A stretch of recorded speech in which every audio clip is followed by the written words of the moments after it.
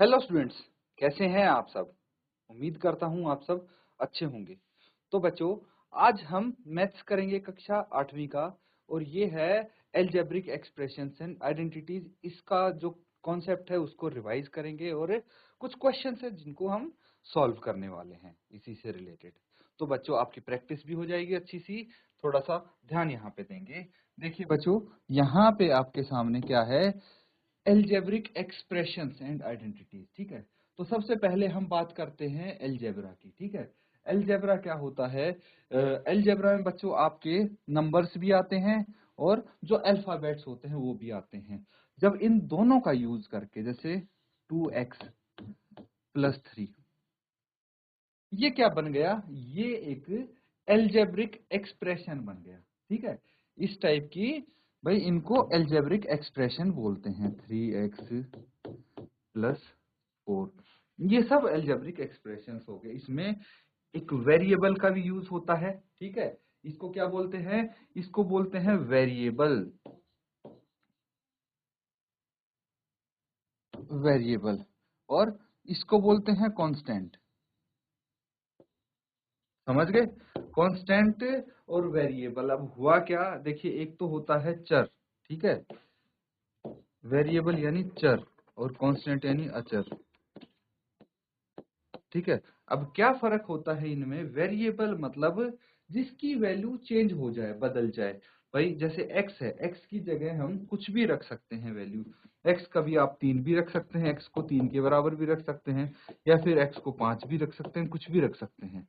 इसीलिए इसको वेरिएबल बोला जाता है। जबकि जो कांस्टेंट होता है वो वही रहेगा, वो कभी बदलेगा नहीं। मतलब ये है कि जो 3 है वो आप कहीं भी चले जाओ, पूरी दुनिया में 3 मतलब 3 ही होगा, है ना। लेकिन x की वैल्यू कहीं पे कुछ हो सकती है, कहीं पे कुछ हो सकती है, चेंज हो सकती है। ये है यहाँ पे कहने का मतलब।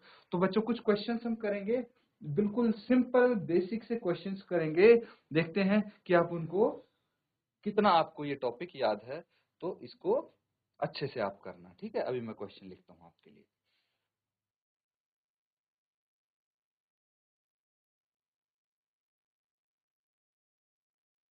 बड़ा सिंपल सा क्वेश्चन है बच्चों, लिखेंगे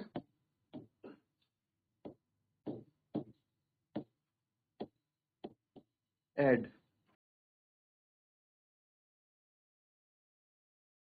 क्या क्या है, 7x y + 5yz - 3zx। ठीक है, एक एक्सप्रेशन तो ये हो गया। ऐसे ऐसे 3 एक्सप्रेशंस दूंगा मैं जिनको ऐड करेंगे आप। फिर आप लिखेंगे 4yz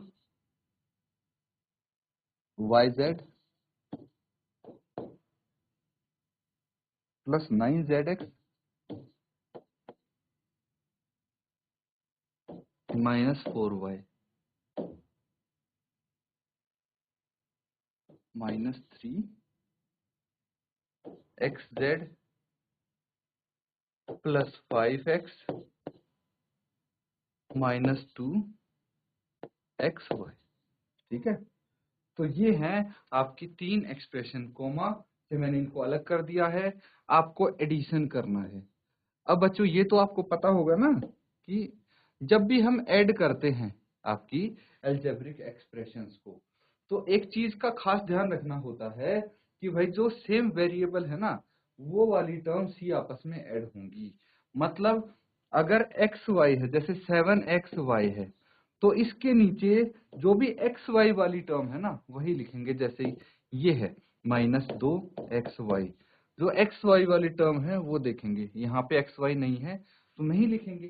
ठीक है, ये चीज आपको ध्यान रखना है कि जो सिमिलर आपके वेरिएबल्स होंगे वही आपस में ऐड होते हैं। तो इसको नोट डाउन करो और फटाफट इसको सॉल्व करके जिसका भी आंसर आ जाए हैंड रेज करेंगे आप।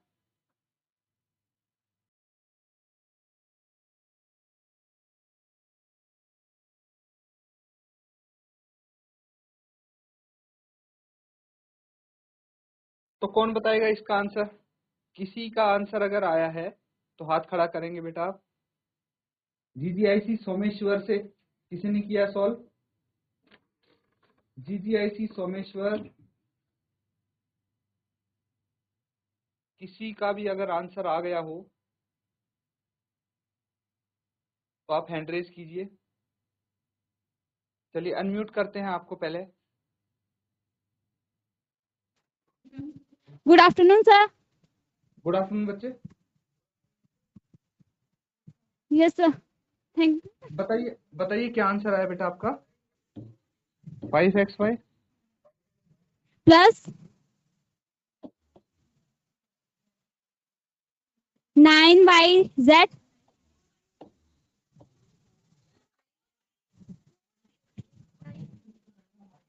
Sir minus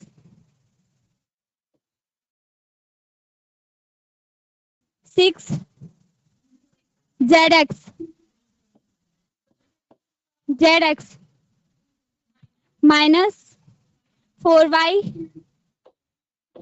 plus 5x। ठीक है, ये आया है आपका आंसर। क्या नाम बेटा आपका? सपना बोरा। सपना, वेरी गुड सपना। तो कोई और बच्चा है जिसका इससे अलग आंसर आया हो? ये आंसर सपना ने दिया है हमें। कोई और बच्चा जिसका अलग आंसर आया हो, इससे अलग हो? बैठ जाइए बेटा, सपना बैठ जाइए आप। बेटा आप में से किसी का आंसर अगर अलग आया है तो बता सकते हैं। और अगर GGIC सोमेश्वर से ही कोई बच्चा है जिसका उत्तर इससे अलग हो तो आप बताइए। अगर सेम आंसर है तो कोई दिक्कत नहीं। बोलिए बेटा। Good afternoon sir. Good afternoon बेटा। सर ये जो सपना ने आंसर दिया है सर, जहाँ पे 9 है वहाँ पे हमारा 4 है। अच्छा, ये इसकी जगह 4 आया है आपका? चलिए यस ठीक है, सर। क्या नाम बेटा आपका? Sir Sonia. Sonia, very good. ठीक है बेटा, बैठ जाइए आप। दो बच्चियों का आंसर आया है, सोनिया और सपना। थोड़ा सा इनका आंसर में कॉन्फ्लिक्ट दिख रहा है हमें कि नंबर्स का थोड़ा सा चेंज है ना। एडिशन में, सब्ट्रैक्शन में कुछ हो सकता है ऊपर नीचे हुआ हो। चलिए कोई दिक्कत नहीं। बाकी जिनका नहीं भी आया आंसर कोई दिक्कत नहीं है, यहाँ पे मैं अभी सॉल्व करके दिखाऊंगा तो आपको अच्छे से समझ में आ जाएगा ये। ठीक है, यहाँ पे ध्यान देना सब बच्चे। देखिए सबसे पहला जो एक्सप्रेशन है, अच्छा एक्सप्रेशन है ठीक है। क्या कोई बच्चा बता सकता है मुझे कि एक्सप्रेशन और इक्वेशन में क्या फर्क है? ये बिल्कुल बेसिक सा क्वेश्चन पूछा है मैंने। एक होता है एक्सप्रेशन है ना, और एक होता है इक्वेशन। इन दोनों में फर्क क्या है? क्या किसी को पता है? किसी भी बच्चे को हाथ खड़ा करेगा अगर किसी को पता होगा तो। साथ साथ में देखिए बेसिक नॉलेज भी आपकी बढ़ना जरूरी है ना। तो किसी भी बच्चे को किसी भी स्कूल से अगर पता है इसका आंसर, क्या फर्क है इन दोनों में, क्या अंतर है, तो हैंड रेज करेंगे आप। ठीक है बेटा, आप बताइए, आप बता दीजिए। Good afternoon sir. Good afternoon बेटा। एक्सप्रेशंस वो होते हैं जो कि चर और अचर से बनते हैं, ठीक व्यंजक। है, वेरी गुड। और इक्वेशन, फर्क क्या होगा एक्सप्रेशन और इक्वेशन में? क्या हम एक्सप्रेशन को इक्वेशन में बदल सकते हैं? थोड़ा बहुत भी आइडिया हो तो आप बता सकते हैं, कोई दिक्कत नहीं, ज्यादा ज्यादा गलती तो होगा। सर हमें एक्सप्रेशन व्यंजक पता था, ये एक्सप्रेशन नहीं पता था क्योंकि हम हिंदी में पढ़ते हैं। अच्छा, इक्वेशन बेटा समीकरण हो गया। ठीक है, इक्वेशन मतलब समीकरण हिंदी में। आपको क्लियरिटी मिल रही है कुछ? यस सर, हम एक्सप्रेशन को समीकरण में बदल सकते हैं। अच्छा, होता क्या है इक्वेशन, समीकरण होता क्या है? चलिए ठीक है, कोई बात नहीं, बैठ जाइए बेटा आप। बहुत अच्छी कोशिश की आपने, वेरी गुड। बैठ जाइए। मैं बता देता हूं समीकरण और व्यंजक में क्या फर्क होता है। देखिए जो एक्सप्रेशन होता है वो तो आपके सामने है ना, ये सब एक्सप्रेशन है, ये क्या है, एक्सप्रेशन है ना, आपको पता है। लेकिन अगर हम इक्वेशन की बात करें, देखिए छोटी कक्षा में आपको शायद बताया भी गया है, मेरे ख्याल से कक्षा छठी में आपने ये पढ़ा होगा, ठीक है, कि इक्वेशन और एक्सप्रेशन में क्या अंतर होता है, फिर से आपको रिवाइज करना चाहिए। तो देखिए जो इक्वेशन है उसमें इक्वल टू आता है ना, इक्वल टू का निशान आता है, साइन आता है, इक्वल टू पता है ना, बराबर जो होता है। तो अगर मान लीजिए ये एक्सप्रेशन ही है हमारा 7xy प्लस 5yz, ठीक है, और -3zx, ठीक है, ये एक्सप्रेशन है। एक्सप्रेशन इसलिए है क्योंकि भाई इक्वल टू करके कुछ नहीं है, लेकिन अगर यहीं पे मैं इक्वल टू 0 कर दूं, ठीक है, बराबर है 0, तो यहाँ में क्या आ गया, यहाँ पे एक इक्वल टू का साइन आ गया है ना, इक्वल टू का निशान आ गया। अब इक्वल टू का निशान आ गया तो यहाँ पे दो पक्ष आपको देखने को मिलेंगे, एक लेफ्ट हैंड साइड है ना इक्वल टू के, एक लेफ्ट हैंड साइड और एक राइट हैंड साइड। तो जहां पे भी आपका ये इक्वल टू का साइन आ जाता है वो समीकरण बन जाते हैं, क्या बन जाते हैं, समीकरण होते हैं वो। क्लियर है? तो कोई भी आप एक्सप्रेशन, अगर आप वो इक्वेशन आपको बनानी है तो बस इक्वल टू का साइन इंक्लूड कर दीजिए, a plus B is equal to C, अगर ये भी कर दिया तो ये भी एक समीकरण है बच्चों, है ना। इसको c को लेफ्ट हैंड साइड ले आएंगे आप, a प्लस बी माइनस सी, है ना, साइन चेंज होते हैं, आपको ये भी पता है कि इक्वल टू के अगर दूसरी तरफ हम किसी नंबर को या किसी भी वेरिएबल को लेके जाते हैं तो क्या होगा, जैसे यहाँ पे c प्लस का था तो लेफ्ट साइड आके माइनस का हो गया, ये भी आपको पता है ना। तो यही फर्क है इक्वेशन में और एक्सप्रेशन में। ठीक है, एक मिनट रुक जाइए बेटा, अभी आपको पहले हम अनम्यूट करेंगे, उसके बाद आप बात कर पाएंगे, ठीक है। अभी एक मिनट में आपसे कनेक्ट करते हैं, जी ऐसी सोमेश्वर।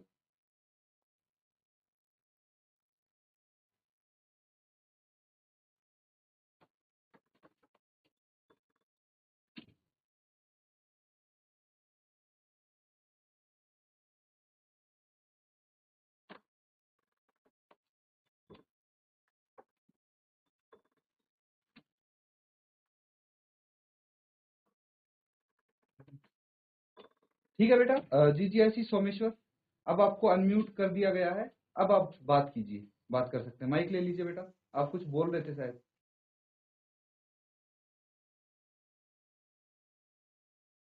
सर आपने जो बताया ना कि ये RHS का मतलब ये होता क्या है, RHS?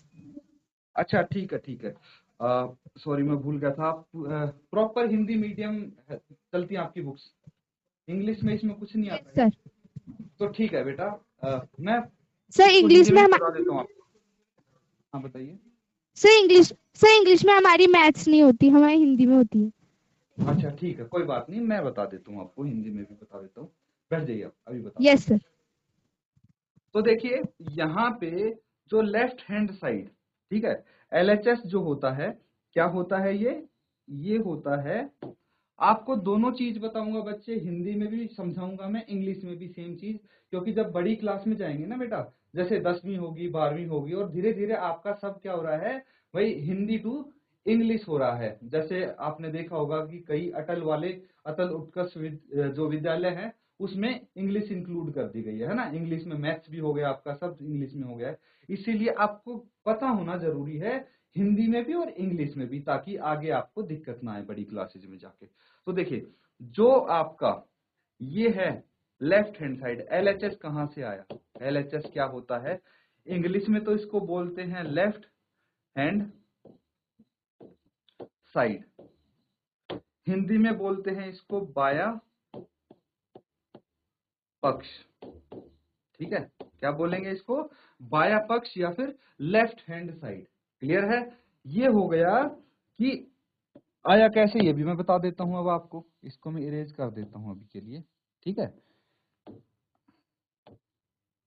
अब देखिए कि जब आपका इक्वल टू का साइन यहां पे बना हुआ है, ठीक है, आप ये दोनों हाथ हैं आपके, आपको ये पता है कि आपका जो लेफ्ट हैंड है, ये बायां हाथ उठाइए सब अपना, सब बच्चे बायां हाथ उठाएंगे, बायां हाथ कौन सा है आपका, ये लेफ्ट हैंड है, ठीक है। तो यहीं पे आप अपनी किताब, जैसे मैं बोर्ड की तरफ घूम गया तो जो मेरा बायां हाथ होगा, है ना, इक्वल टू की तरफ से बाएं हाथ की साइड जो भी चीज होंगी उसको बोलेंगे लेफ्ट हैंड साइड। ठीक है, ठीक है, नीचे कर लीजिए बेटा। तो देखिए ये इक्वल टू है, मेरे बाएं हाथ की तरफ इक्वल टू के इस तरफ आ गया, तो इसको लेफ्ट हैंड साइड बोलेंगे। ठीक है, ये समझ गए, बिल्कुल प्रैक्टिकल चीज है बच्चे।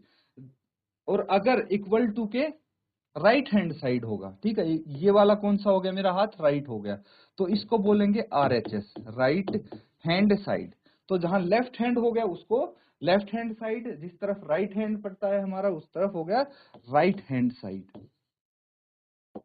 Right hand side. और राइट को हम क्या बोलेंगे हिंदी में भाई, जैसे लेफ्ट को बाया बोला, राइट को दाया बोलेंगे, है ना।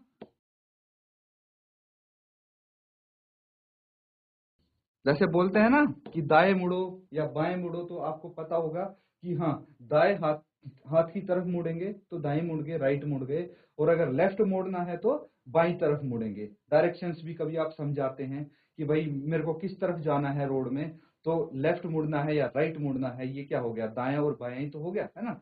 तो बस वही कॉन्सेप्ट हम यहाँ पे लगाते हैं। इसमें जो एक्सप्रेशंस हो जाते हैं उसमें इक्वल टू नहीं होता। देखिए इसमें कहीं आपको इक्वल टू नहीं दिखेगा, ये एक्सप्रेशन हो गए। लेकिन इक्वेशन, समीकरण जो हो गया, इक्वल, समझ गए ना। तो जहां इक्वल टू आ जाए that is your equation. Clear है बच्चों। अब देखिए ये छोटा सा कॉन्सेप्ट मैंने बताया, अगर कोई और डाउट है आपको तो पूछ सकते हैं आप इससे रिलेटेड। किसी बच्चे को अगर कुछ डाउट है, कोई चीज नहीं समझ में आई है, तो आप पूछ सकते हैं अभी भी। नहीं तो अपने क्वेश्चन पे रिज्यूम करते हैं। ये रैंडमली मेरे माइंड में एक सवाल आया इसलिए मैंने पूछ लिया था आपसे। तो किसी को कोई डाउट नहीं है अब? चलिए क्वेश्चन को करते हैं अब सॉल्व फटाफट।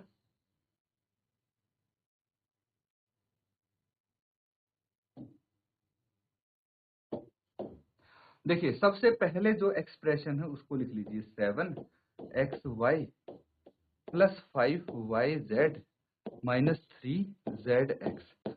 इसमें हम एक ही चीज ध्यान रखेंगे, जब आपको एडिशन करना है ना बच्चों, तो एडिशन के वक्त या सब्ट्रैक्शन कुछ भी करना है तो सिमिलर टर्म्स ऐड होती हैं, सिमिलर टर्म्स सब्ट्रैक्ट होती हैं। जैसे इसमें तीन पद आपको दिख रहे हैं, कितने पद हैं, तीन है, एक ये हो गया, एक ये हो गया, एक ये हो गया।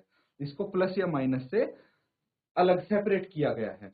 अगर यहीं पे देखिए मल्टी, इनको जो टर्म्स है ना ये कैसे पता लगेंगी, ये प्लस और माइनस से इनको अलग किया गया है, ये प्लस हो गया, यहाँ माइनस हो गया। लेकिन मल्टीप्लाई से और डिवाइड से अलग नहीं कर सकते बच्चों हम। जैसे ये हो गया 7xy है, ये क्या है, एक सिंगल टर्म।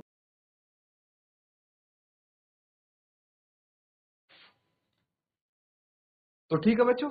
अब जो ये टर्म होती है ना, ये बहुत इंटरेस्टिंग चीज होती है कि ये एक जैसी ही, जैसे एक्स वाई है या फिर वाई एक्स हो, ठीक है, एक ही बात मानी जाएगी। ये तो समझते हैं आप कि जो वाई एक्स है या फिर एक्स वाई है एक ही चीज है। मतलब ये कुछ ऐसा हो गया, 2 × 3 करो, 2 × 3 करो, या फिर 3 × 2 करो, आंसर तो सेम आएगा आपका भाई, 6 ही आना है। इसको इससे मल्टीप्लाई करो, 3 को 2 से या 2 को 3 से, आंसर सेम आएगा आपको, बस वही चीज है। तो ये एक ही जैसी टर्म्स होती हैं, अगर एक्स वाई है और वाई एक्स है तो वो सेम माना जाएगा। अब देखिए जो दूसरी आपके पास एक्सप्रेशन है उसमें सबसे पहले क्या दिख रहा है, वाई जेड, है ना। तो मैं वाई जेड के नीचे ही वाई जेड लिखूंगा, ये ध्यान रखना है मेरे को कि वाई जेड वाली टर्म कहाँ दिख रही है, ये दिख रही है ना। तो मैं वाई जेड के नीचे वाई जेड लिख दूंगा, 4yz, है ना। उसके बाद जेड एक्स है, तो जेड एक्स के नीचे जेड एक्स लिखेंगे हम। तो प्लस क्या हो गया, 9zx। फिर है -4y। सिर्फ y वाली टर्म तो कहीं दिख ही नहीं रही। तो अगर आप ये देखोगे कि चलो y यहाँ पे है तो इसको यहाँ लिख देंगे, तो वो गलत हो जाएगा बच्चों। क्योंकि अगर y वाली टर्म है तो हम y के नीचे ही लिखेंगे, और अगर यहाँ ऊपर कहीं नहीं दिख रही ना आपको y वाली टर्म, तो क्या करेंगे, अलग से लिख देंगे इसको हम। अलग से यहाँ लिख लीजिए, कोई दिक्कत नहीं। तो -4y अलग लिख दिया मैंने, उससे क्या होगा, कंफ्यूजन नहीं होगा आपको, है ना। तो जो एक दूसरे के ऊपर नीचे ये टर्म्स लिखी हैं इन्हीं को हमें ऐड या सब्ट्रैक्ट करना है। अब तीसरे वाली एक्सप्रेशन देखिए, -3xz है ना, तो यहाँ पे आएगा -3xz। फिर है 5x, है ना, 5x, तो यहाँ पे आप लिख देंगे 5x। प्लस 5x, फिर माइनस 2xy, x वाली y वाली टर्म के नीचे xy लिख देंगे, 2xy वो भी माइनस का, है ना। साइन हमेशा साथ रखेंगे बच्चों, साइन को नहीं छोड़ना, साइन को नहीं भूलना। तो ये माइनस 2xy है तो माइनस 2xy, xy के नीचे xy आ गया, है ना। अब करना है इसको ऐड। अब क्या करेंगे आप, इसको ऐड करेंगे, योग करेंगे इसका।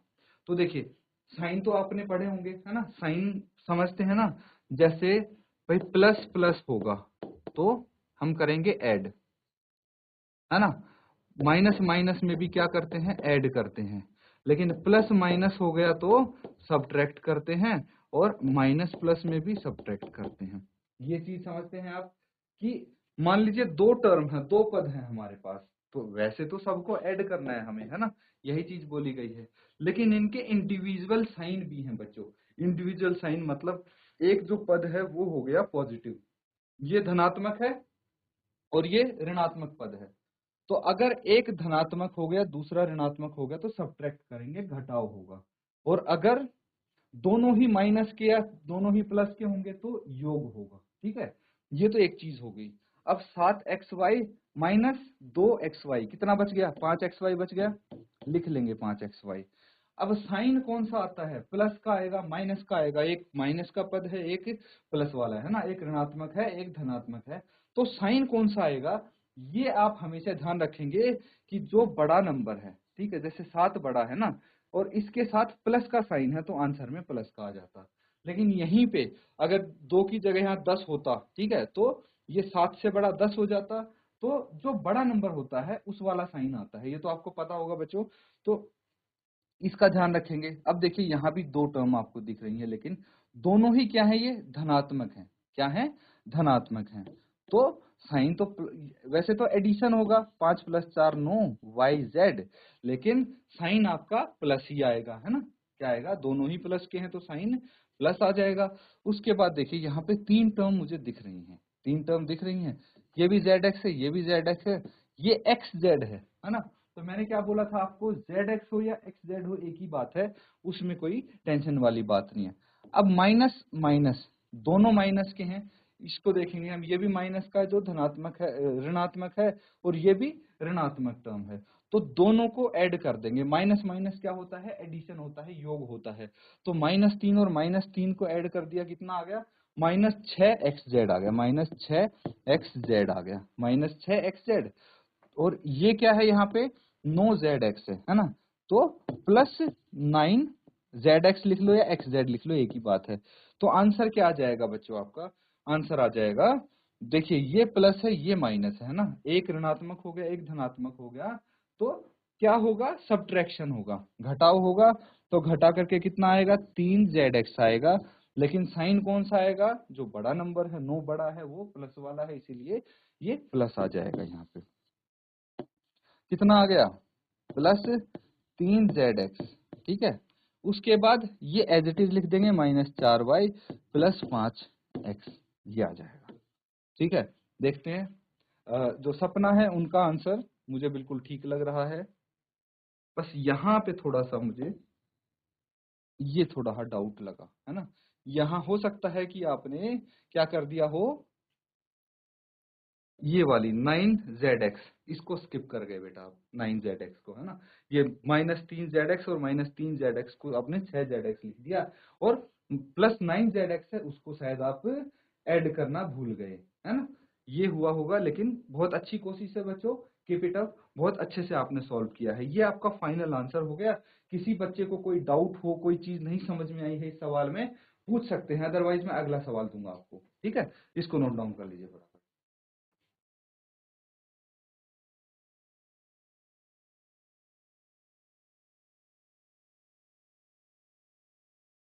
सबने नोट डाउन कर लिया? अगर सबने नोट डाउन कर लिया है तो हैंड रेज कीजिए, हाथ खड़ा कीजिए, अगर सबने नोट डाउन कर लिया तो। जिसने नोट डाउन कर लिया वो हैंड रेज करेंगे, ठीक है। चलिए अगला सवाल देखिए। अब ये करना है सिंप्लीफाई।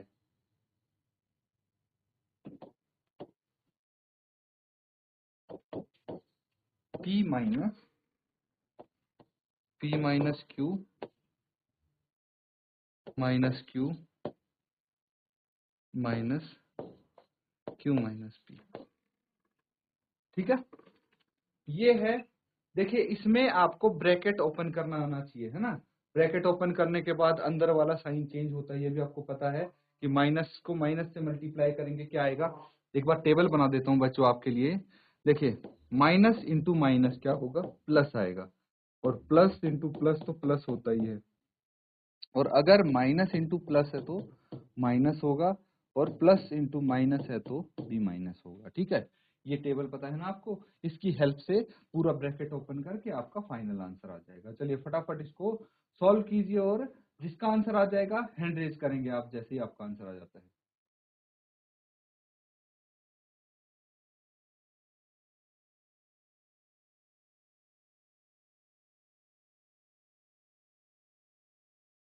तो ठीक है, क्या आंसर आया बेटा आपका? GGIC सोमेश्वर से कौन बताएगा? कोई भी एक बच्चा माइक ले लीजिए जिसका आंसर आ गया है। छोटा सा क्वेश्चन है बेटा, अब तक तो हो जाना चाहिए आपका। नहीं हुआ, किसी का नहीं आया? किसी का भी नहीं आया अभी तक answer? Sir sir P P P की स्क्वायर ना, P square sir P square. P square कैसे आ जाएगा बेटा?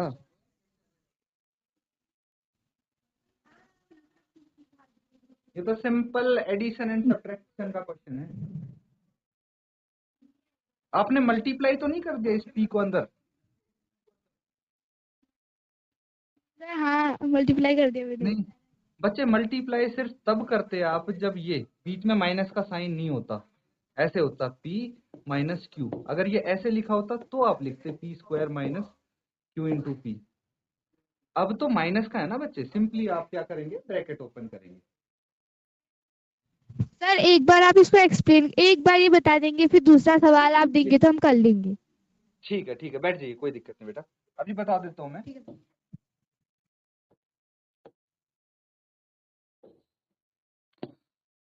चलिए देखिए, आप ये चीज आपको समझनी बहुत जरूरी है बच्चे, कि हम मल्टीप्लाई किस केस में करते हैं, है ना। तो यहाँ पे क्या है, P के बाद क्या माइनस का साइन है, ठीक है, Q के बाद यहाँ माइनस का साइन है, तो ये P अंदर मल्टीप्लाई नहीं होगा। क्या होगा देखिए, यहाँ पे अगर आप सॉल्व करेंगे तो P एज इट इज छोड़ देंगे, P को, है ना, ऐसे ही रखेंगे। उसके बाद क्या हो जाएगा, माइनस, ये जो माइनस है ये है ना इस ब्रैकेट के साथ, माइनस का मल्टीप्लाई होगा इस ब्रैकेट। जब ब्रैकेट ओपन करेंगे तो माइनस अंदर जाएगा ब्रैकेट के, और माइनस अंदर जाएगा तो क्या होगा, देखिए ये माइनस का साइन है, और ये क्या है, प्लस पी है ना। तो माइनस प्लस क्या होता है, माइनस होता है, तो ये माइनस पी हो जाएगा, है ना। ये माइनस इससे भी मल्टीप्लाई होगा, और ये माइनस इससे भी मल्टीप्लाई होगा, तो ये माइनस माइनस क्या हो जाएगा, प्लस, प्लस क्यू हो गया। फिर ऐसे ही ये minus Q as it is. ये वाला ब्रैकेट देखिए हमने कैसे ओपन किया है ना, ये इस तरह से, ये ब्रैकेट ओपन होने के बाद ये आ गया है।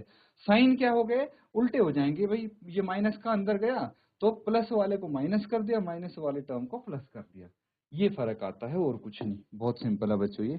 उसके बाद क्या करना है आपको, minus Q as it is, फिर से सेम चीज होगी, ये जब माइनस अंदर जाएगा तो प्लस क्यू को माइनस कर देगा, और माइनस क्यू को, माइनस पी को प्लस पी कर देगा। ये चीज क्लियर है? अब देखिए, प्लस क्यू माइनस क्यू आपस में कट गया, प्लस पी माइनस पी आपस में कट गया, क्या बच गया, एक पी बच गया प्लस का, और एक माइनस का क्यू बच गया। तो आंसर क्या आ जाएगा, पी माइनस क्यू। ये आपका उत्तर हो जाएगा, सिर्फ पी माइनस क्यू। ठीक है बच्चे, एक क्वेश्चन लिख लीजिए अब, ये आप होमवर्क में करके लाएंगे, ठीक है बच्चे। क्वेश्चन लिखिए,